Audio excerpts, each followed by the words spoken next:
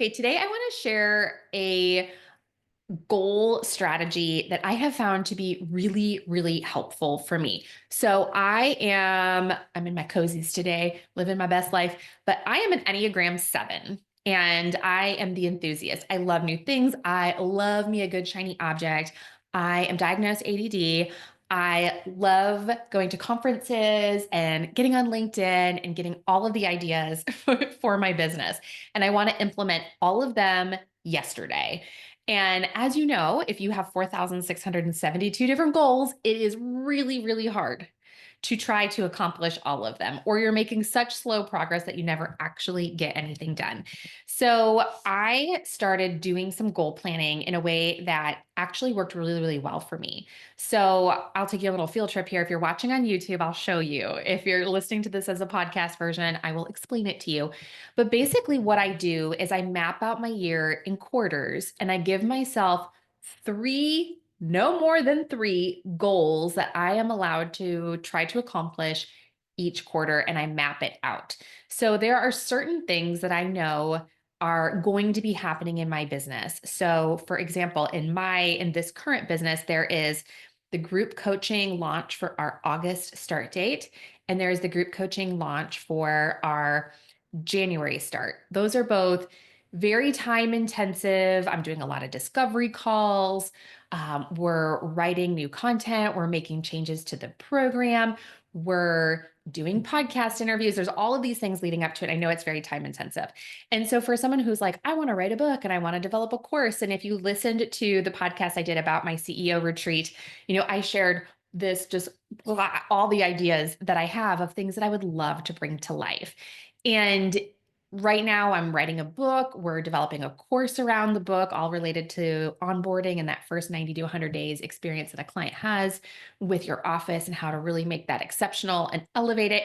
And while I'm writing a book, there's ups and downs as far as involvement in activity. While we're building this course, there's ups and downs in involvement. And when I'm in those downs, I start thinking of other ideas. But anyway, so what I do is I pick out 3 goals per quarter. And I map out the things that I know are absolutely happening this year. So I know for a fact in Q4, we're going to be doing a launch and prepping for the launch of our group that starts in January of 2026. And I know in Q2, I need to be prepping for the launch for our August start. And I'm going to be doing all of the activities related to getting prepared to accept a new group of advisors into the program and do all the little elevations that we want to the program before the next round starts. So I'm going to take you on a quick field trip. So I'm going to unplug my mic. You'll hear a little audio change here. And I'll take you I will actually just show you my goals for the year and how I organize it. And so one of the big benefits for me is, here we go. So Q1 is completing the book, completing the outline for the course, and getting some update to the websites done. You can see my word for 2025 is recurring tasks I want to automate and optimize. Q2, I know I'll be promoting the book and I know I'll be promoting the course. And there's that prep for the August group launch. Now, what worked really well for me and what I really want to show you is this Q3. So if you're listening, Q3 has 1, 2, and 3 listed and nothing else. It's a bunch of blanks. And I love that because my brain is happy. You can see I have all these little post-it notes, there that are all of the ideas that I have and all of these things that I want to bring to life and all of these things that I want to do with my business. And what makes my Enneagram 7 brain, my quick start brain, I'm a 9 on quick start on Colby, happy is that I can take these little post-it notes and all year long I can go boop, boop, boop, boop, boop. And then I know as I get closer to knocking out my goal for Q1, knocking out my goal for Q2, I can then start selecting among all the little ideas that I have post-it noted up there, what I really want to accomplish and lay out for Q3 and Q4. Because the way my brain works, I know if I plan more than 6 months out, I'm going to have so many more new and exciting shiny objects between now and then that I don't want to feel pigeonholed to a specific project or to whatever. But I also want to make space, like plug my mic back in. I also want to make space for the projects that I do really want to make for and have committed to. Does that make sense? I've shown this to a few advisors recently that I do one-on-one work inside of our group coaching program. And for most advisors, they're like, oh my gosh, yes. And but not in the initial looking at it, right? It's in the sitting down and saying, I can only pick three things to focus on next quarter. What do I already have in motion? So I just did this with an advisor, and she was telling me, I've already committed to teaching a class at the local university that's 6 weeks long. And I'm like, okay, so in preparation for that, when is that? That's Q3. Okay, so what do you need to be doing? Do you need to be doing stuff in Q2 to prepare for it? No. Okay, great. So let's go ahead and put that on Q3. Now you only have 2 spaces left. And she's like, I am also wrapping up, um, revamping our entire branding, right? They're going through a full rebrand, new website, new offers. That's some of the stuff that we're working on with them. That's going to continue into Q2. So there goes one of the slots in Q2. And so when you start kind of looking at what do we already have going on and putting it in those slots, it makes it where you get really, really clear. So I'll walk you through an example from my own life. So my best friend, Jen, who's an advisor, was out visiting in October of last year for our annual CEO retreat. And we were doing this exercise where we were each mapping out what are our three things.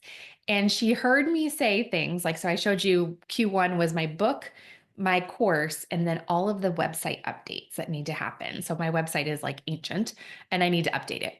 And especially with the new book and the new course and how that pertains to my keynote speaking, it all kind of comes together and it needs to get done.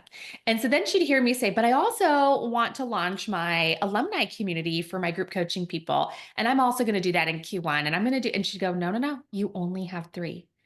And it was so hard for me personally to limit myself to three new ventures or three new exciting things or three new big projects at a time.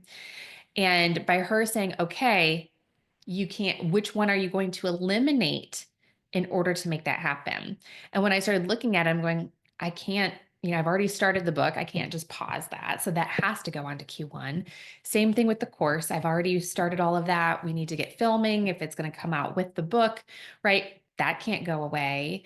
So then we looked at the website and the updates. I'm like, well, I could take that one off, right? And I had to just force myself to prioritize. And I'll tell you what, it's not easy, but it does make my brain really happy knowing, okay, I can put that on Q3. I have open space, I have margin, I have white space. I can put that on my Q3. And in a few months, when I'm reassessing like what are going to be the big three for Q3, I can then determine like, is this still a priority for me? Because sometimes I think too, as advisors, we see an idea on LinkedIn or we get an idea from a conference, and then 6 months later, it's really not that great of an idea for us. We're all jacked up on it for some reason. And thank goodness we didn't jump all over it and get it implemented. And what this exercise, having done this for the last couple of years, has really taught me is to slow down and focus. And I'm a big believer in just planning 6 months at a time. That gives me room to pivot. That gives me the margin and white space that makes my future brain happy. Like knowing, okay, I've got blank spaces that I can fill coming up gives me peace now so that I can focus on the three things that are currently the biggest. And you saw in the field trip, I took you to the big giant Post-it note where I have them written on my wall. And I can sit here from my desk and I can see those three things all day, every day. So as I'm working on projects and as new, exciting, shiny things are coming in, I can add them to my brain dump, which is just a Google Doc, an organized Google Doc. I have it organized kind of by category of what that activity or idea falls under, and I can just organize it. And then I know it's saved for later and that I have this white space. And when I do my CEO days every quarter, I can sit down and assess like what are the three things. And I will share that doing it this way has helped me build a business faster than ever before. I have knocked out more gigantic projects than ever before. And it has allowed me to be more focused than I ever have before. So if you struggle with focusing, so I do this with people in our group coaching program. I'll say, while you're in the program is one of the three, right? So you can't be going through a major branding and do this program and be hiring someone and be revamping all of your website and, be hiring a secondary advisor into your practice and adopting a cat. Like you can't do all of it. You're going to have to pick a few things that will sit on the back burner. They're not gone forever, but they'll just have to sit on the back burner until they can become one of your top 3 priorities, right? So the normal functions of the business, those are happening all day, every day. You can really only focus on 3 new ventures or 3 new refinements or 3 new whatevers at a time. So anyways, I hope this was helpful for you and that it was a effective, efficient Friday.